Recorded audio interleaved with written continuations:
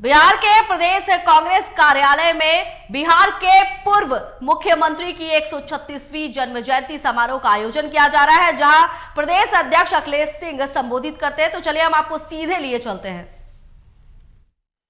मनाना प्रारंभ किया, गांव-गांव जाके, हर जिले में जाके न्योता देता हूं और समारोह पूर्वक, उत्सव पूर्वक हम लोग अपने महान पुरखे का जयंती समारोह आयोजित करने का काम करते रहे। इस बार जब इनका स्वास्थ्य थोड़ा ठीक था तो मैंने आग्रह किया कि आप ही ने शुरू कराया था और शुरू में हर बार आप आते थे। तो इन्होंने पूछा कि किसको और बुलाए हो, हमको किसी को बुलाने की जरूरत नहीं है, आप आ जाइए। हम लोग फिर से श्री बाबू को मिलजुल के याद करेंगे, उनके व्यक्तित्व कृतित्व को फिर से हम लोग जगाने का काम करेंगे। इस अवसर पर आप उम्मीद करते होंगे कि हम श्री बाबू के व्यक्तित्व और कृतित्व के बारे में कुछ कहें। मैं जब बड़ा हुआ और विश्वविद्यालय में पढ़ने आया, उन दिनों से मैं लगातार उनके लिखे गए लेखों को पढ़ता था। विधानसभा में जो उन्होंने भाषण किया था उसको मैं पढ़ने का काम करता था और उसमें मैंने यही देखा। अभी रास्ते में प्रमोद तिवारी जी पूछ रहे थे तो इनको भी मैं कहा कि जब श्री बाबू का मुख्यमंत्रित्व काल था तो Bihar was the best administrated state in the country. ये मैं नहीं कह रहा हूं, उस समय के तत्कालीन गृह मंत्री स्वर्गीय सरदार वल्लभ भाई पटेल ने मुख्यमंत्रियों के सम्मेलन में कहा था। और पहली पंचवर्षीय योजना, दूसरी पंचवर्षीय योजना में जब तक श्री बाबू मुख्यमंत्री रहे तो पब्लिक सेक्टर इन्वेस्टमेंट जितना बिहार में हुआ उस समय शायद किसी स्टेट में नहीं हुआ। चाहे वो बोकारो का स्टील का कारखाना हो, हटिया का कारखाना हो, बरौनी का कारखाना हो, या सिंचाई का काम हुआ हो, या एजुकेशन में जो जगजीवन बाबू के नाम पर इंस्टीट्यूट है, जायसवाल इंस्टीट्यूट है, एन सिन्हा इंस्टीट्यूट है, सभी क्षेत्रों में उन्होंने काम किया। और मुझे अच्छी तरह से याद है कि उस समय प्रायः नॉर्थ बिहार के सभी जिलों में चीनी मिल स्थापित हुए और उनके रिजिम में अकेले बिहार शायद दूसरा राज्य था पूरे देश में जो 27% चीनी पैदा करता था। आज चीनी मिल सब बंद पड़े हैं। ऐसे कितने एग्जाम्पल होंगे। हम सभी आज सामाजिक न्याय की गुहार लगाते हैं, लेकिन श्री बाबू के हुकूमत में जब उस समय के तत्कालीन चीफ सेक्रेटरी और डीजी साहब ने हाथ खड़ा कर दिया, जब वो चाहते थे कि देवघर के मंदिर में दलितों का भी प्रवेश हो और वहां के पंडा लोग जब उनको जाने नहीं देते थे, उस समय उन्होंने अपने मुख्य सचिव को कहा कि मैं फला दिन आता हूं और उस दिन मैं खुद प्रवेश कराऊंगा, मैं देखता हूं कि ये पंडा लोगों का क्या तांडव है। और उन्होंने जाके खुद दलित भाइयों को प्रवेश कराने का काम किया था।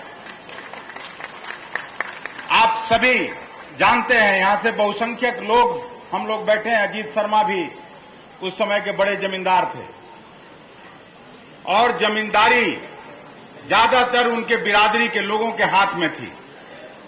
लेकिन जब बिहार के हित का फैसला लेने की बारी थी तो श्री बाबू को 2 मिनट नहीं लगा। जमींदारी उन्मूलन का एक्ट उन्होंने बिहार विधानसभा में पास कराने का काम किया और जमींदारों के चंगुल से छोटे काश्तकारों को मुक्त कराने का काम किया। ये श्री बाबू का व्यक्तित्व था। एक और बड़ी घटना मुझे याद है कि जब बिहार का बंटवारा हो रहा था बंगाल से, उड़ीसा से,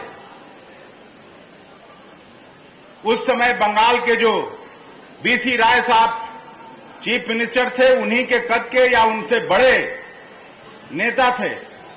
और नेहरू जी के प्रधानमंत्रित्व काल में नेहरू जी के सामने जब यही किशनगंज और चाईबासा को बंगाल लेने की जिद कर रहा था, उन्होंने सीमा आयोग के सामने कहा कि नेहरू जी, जनता कोई शतरंज की गोटी नहीं कि आप इधर से उधर करिएगा और बिहार का लोग मान जाएगा। और अंत में सीमा आयोग को उनकी बात माननी पड़ी और आज किशनगंज और चाईबासा अब तो चला गया झारखंड में, लेकिन उस समय बिहार का हिस्सा बना। तो ऐसा विजन था श्री बाबू में, ऐसी शक्ति थी उनमें कि पूरे बिहार के सब लोगों को लेके और एक साथ चलते थे।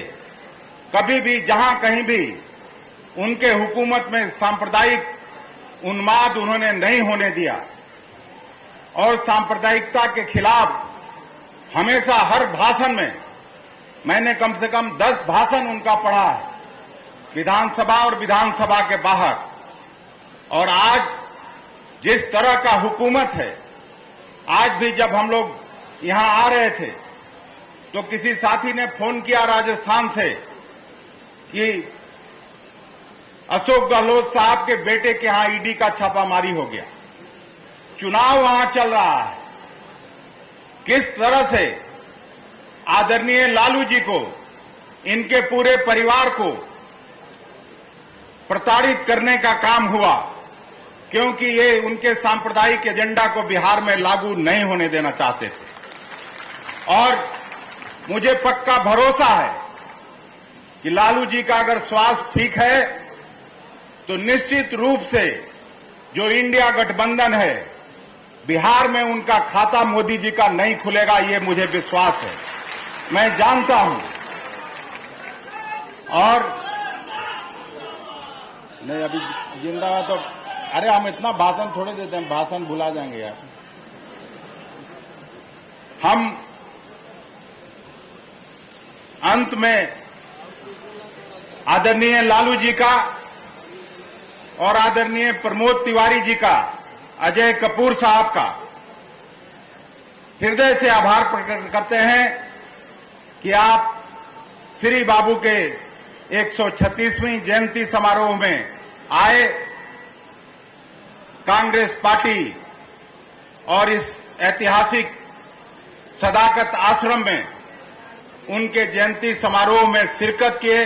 हम हृदय से आपको बधाई देते हैं, शुभकामनाएं देते हैं और ये उम्मीद करते हैं कांग्रेस पार्टी का एक एक कार्यकर्ता इस लड़ाई में आपके साथ है।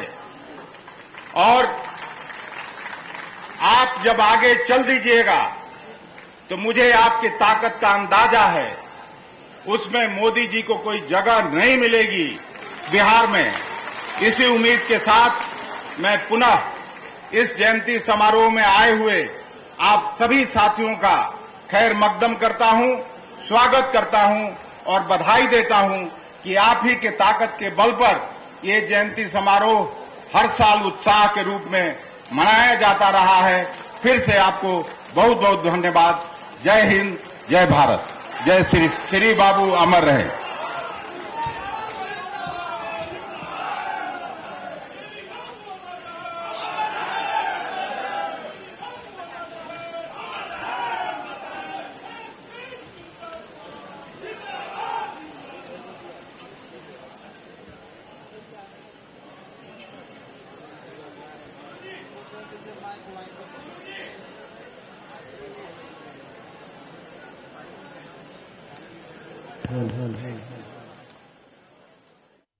और आप सीधी तस्वीर देख रहे हैं सदाकत आश्रम की, जहां पर बिहार के पहले मुख्यमंत्री की 136वीं जयंती समारोह आयोजित की जा रही है। इस दौरान राजद अध्यक्ष लालू यादव, मीरा कुमार सहित कई गणमान्य लोग मौजूद हैं। प्रभावित होकर के गोपालगंज के एक व्यक्ति ने 1 कट्ठा जमीन हमारे ओम प्रकाश गर्ग जी के प्रभाव से भी उपलब्ध हुआ है उसका कागज जिला कांग्रेस कमेटी गोपालगंज के अध्यक्ष हमारे माननीय प्रदेश अध्यक्ष को सौंपेंगे।